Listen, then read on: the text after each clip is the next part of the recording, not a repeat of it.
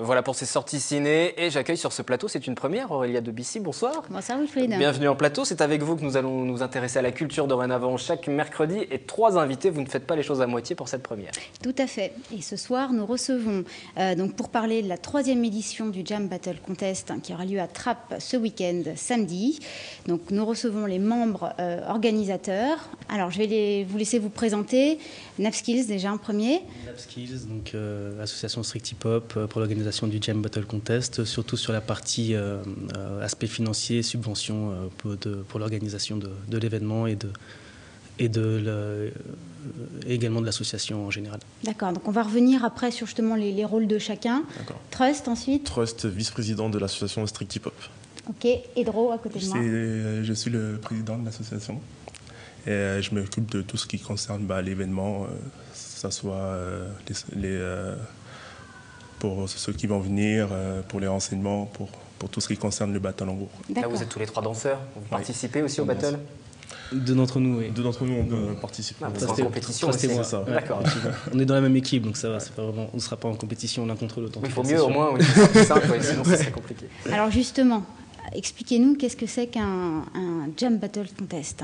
Ça consiste en quoi? Donc Jam Battle Contest, c'est un événement de danse hip-hop. Donc dans le hip-hop, il y a notre partie à nous, c'est le breakdance. Donc c'est toutes les figures acrobatiques que vous pouvez voir sur les mains ou tourner sur la tête. C'est dommage qu'on n'ait pas la place sur ce plateau, ça aurait été sympa. Eh oui. Ouais, il faut s'échauffer quand même. Vous auriez fait une démo, Aurélia? Oui. Ça s'appelle un bizutage, pour les premières. C'est ça.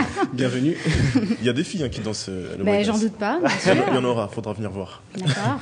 Donc en fait, ça consiste en plusieurs équipes qui s'affrontent l'une contre l'autre pour gagner la première place. Et nous, on offre 400 € aux gagnants. Voilà, donc c'est une compétition avec un prix. C'est ça. Effectivement. Donc il y a un jury. Alors expliquez-nous, le jury se compose de qui? Comment vous l'avez recruté? Alors il y a un jury qui sera composé de 3 personnes. Big Girl Hurricane qui elle danse depuis un certain temps et organise elle-même son propre événement, qui est marraine également de notre événement. Bidi et le 3e c'est Laos. Et donc chacun a un peu sa discipline, un dans la musicalité, l'autre dans le style, l'autre dans la technique. Et donc des points sont desservis au groupe qui a plus excellé dans la discipline. Et on comptabilise le nombre de points au final et celui qui en a le plus remporte le battle en lui-même. D'accord, donc là on voit justement quelques images de l'édition précédente. C'est ça. Ouais. Alors ça a l'air très facile. Ça a l'air facile, je suppose que c'est beaucoup de travail en effet. Et alors, 3e édition, quelles seront les nouveautés cette année? Cette année, déjà les équipes seront différentes. Parce qu'on avait plus privilégié l'année dernière toutes les équipes qui se situent dans l'Île-de-France. Mais cette année, on a de la chance d'accueillir des Belges. Même certains danseurs algériens, marocains. Donc ça prend une dimension internationale Voilà, là. Hein. Carrément, D'accord. Et on a voulu un peu toucher un peu hors de la France pour le public surtout et pour nous aussi. Ça nous ferait plaisir de danser contre des personnes extérieures de France. J'ai cru comprendre que la spécificité aussi, c'est comme ça que vous le demandez cette année, c'est un battle nord contre sud. Alors, il y a 2 battles. En fait, il y a un battle avec équipe, enfin par équipe. Ouais. Équipe de 8, hein, c'est ça, 8-8. Plus, en dehors de ça, on va dire, c'est la cerise sur le gâteau, on va dire. Tout le monde attend ça, c'est le nord contre le sud. C'est un peu comme le Paris-Marseille au foot. Là, ça sera le nord contre le sud. Donc les sudistes montent pour vraiment clairement tabasser les nordistes. C'est ça. Et le niveau est le même partout. Voilà, Alors, déjà au niveau international, puisqu'on parlait de l'international tout à l'heure, le niveau est le même partout ou il y a certains pays qui se démarquent? On va dire ça s'équilibre en ce Ça moment. s'équilibre en ce moment, c'est vrai maintenant. Ça s'équilibre. C'est vrai qu'il y a un moment, c'était les États-Unis. Les États-Unis, après c'est la France qui est passée devant, parce qu'il y a eu il y a eu un gros aspect style, donc ça venait beaucoup des États-Unis, après un gros aspect technique dans l'évolution des choses, et donc la France on était pas mal là-dessus, donc on avait pris les devants, et là on a l'impression que ça revient de plus en plus au style, donc les États-Unis et beaucoup les Asiatiques, la Corée prennent énormément d'envergure sur ce genre de Mais on a eu aussi beaucoup de demandes avec les pays du Brésil, les pays de l'Est comme la Russie. Mais malheureusement, ils n'avaient pas encore eu assez de niveau. Enfin, nous, on trouvait que le niveau n'était pas encore assez bon pour pouvoir les accueillir. Mais il y a beaucoup de demandes. Donc ça commence vraiment à prendre une grande ampleur, le hip-hop, et on est fiers de ça. Donc, et en entre fait, le nord et le sud, juste peut-être le nord et le sud, parce qu'il y a cette rivalité nord-sud. Et- Alors, Ah oui. le nord se débrouille mieux que le sud. On est d'accord? Le Nord est Nous plus... sommes dans les Yvelines, le Nord se débrouille mieux que le Sud. Voilà, merci. Le Nord est plus impulsif et forcément s'adapte plus facilement. Et le Sud est plus rigoureux et du coup on peut parfois attendre la suite. Enfin, on peut savoir ce qui va se passer. Il est plus Un bon prévisible. battle en tout cas. Voilà. Ouais. Et alors, donc, si j'ai bien compris, vous faites une présélection finalement des groupes. C'est ça? Pour le battle Nord-Sud, oui, en fait, parce qu'il y a le battle lui-même des équipes 8 vs 8, mais il y a justement la spécificité de ce battle cette année, c'est le Nord vs Sud.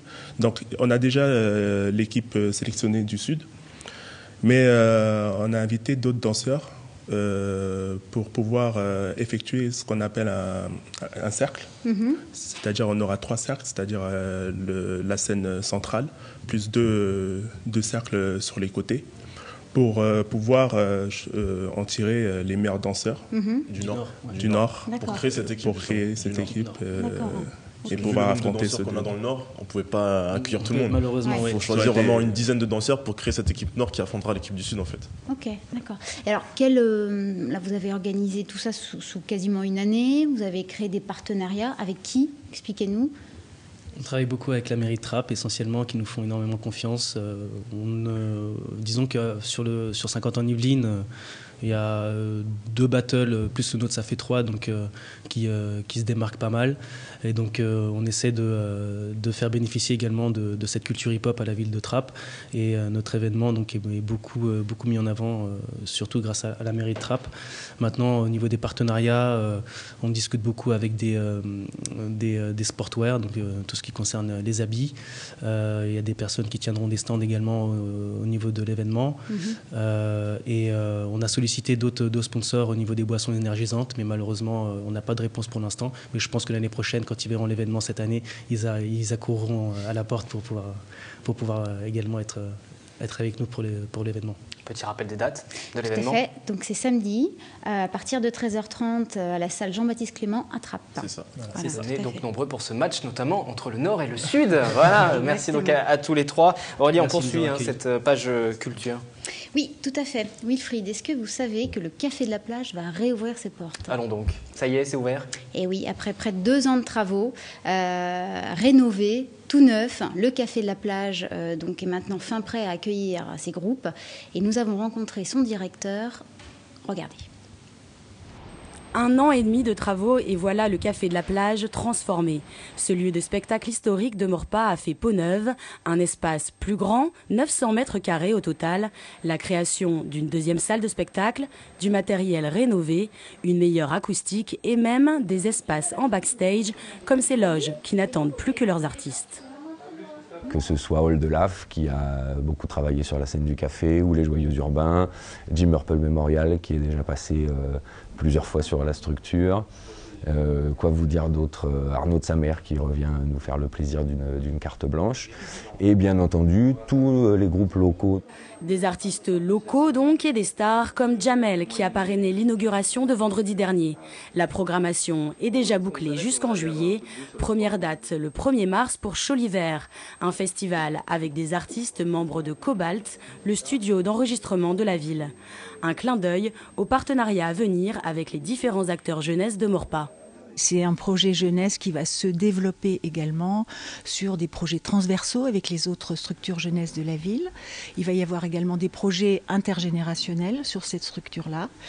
Et c'est un lieu où on fait de la prévention également auprès de la population jeune de la ville. Dans cette optique, la toute nouvelle structure accueille également la boutique Info Jeune, ouverte au public depuis mardi.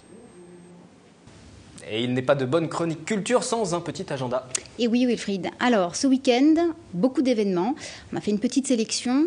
Tout d'abord, un groupe qui revient sur le devant de la scène. Il s'agit donc de Ragasonic, qui sera donc en concert à la batterie à Guyancourt samedi à 20h30. Avec un duo assez exceptionnel, Kim, Annie, Marley. Et J'ai oui, bien vu Marley, oui. tout à fait, un fils. Le fils de. Tout à fait. Donc ça, c'est samedi à 20h30. Nous avons aussi du côté de Coignères, et ça, ce sera pour mardi 5 février, un spectacle de marionnettes, donc là, plutôt dédié aux enfants à partir de 3 ans. Donc un spectacle autour d'événements mystérieux qui agitent en fait les membres d'une famille. Et enfin, on revient à samedi, un spectacle mêlant magie et musique à l'Estaminet à l'occasion de leurs 10 ans. Donc ils recevront 2 artistes tout à fait exceptionnels. Donc voilà. Ça, c'est samedi. Voilà pour ces 3 dates que vous avez sélectionnées. Et puis il y aura un autre spectacle aussi à voir ce week-end et on va voir les images d'ailleurs. Tout à fait. Donc au théâtre de Saint-Quentin se joue ce week-end, donc samedi, un récital, le récital Wanderer Postscriptum, et nous avons rencontré son metteur en scène.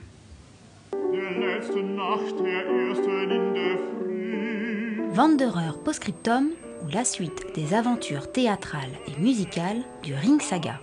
En création au théâtre de Saint-Quentin, ce récital poétique pose ainsi la question: qu'est devenu le personnage de Wotan une fois sorti du ring de Richard Wagner? La réponse émane tout droit de l'imaginaire et de l'histoire d'amitié entre le metteur en scène Antoine Gint et le baryton Ivan Ludlow.